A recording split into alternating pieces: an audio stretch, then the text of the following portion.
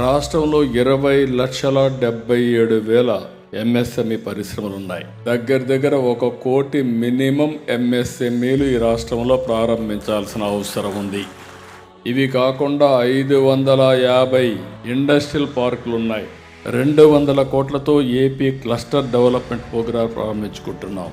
అలాగే ఏపీఐఐసిలో ఎంఎస్ఎంఈ యూనిట్లు స్థాపించే ఎస్సీ ఎస్టీలకి బీసీలకు ప్రత్యేకమైన రాయితీలు అందజేస్తున్నాం. ఇక్కడే శ్రీ సిటీ ఉంది.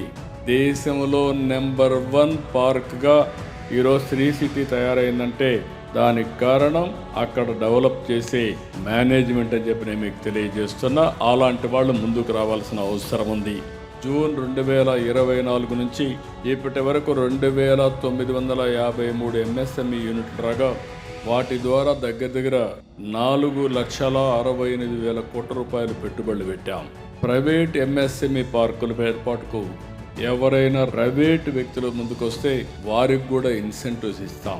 ఈరోజు విశాఖపట్నం డేటా సెంటర్ హబ్గా తయారైంది. టూరిజం, ఫార్మా ఇవన్నీ పెద్ద ఎత్తున పోతున్నాం. ఎంఎస్ఎంఈల విషయంలో మరింత వేగంగా ప్రభుత్వం స్పందిస్తుంది, సహకరిస్తుంది.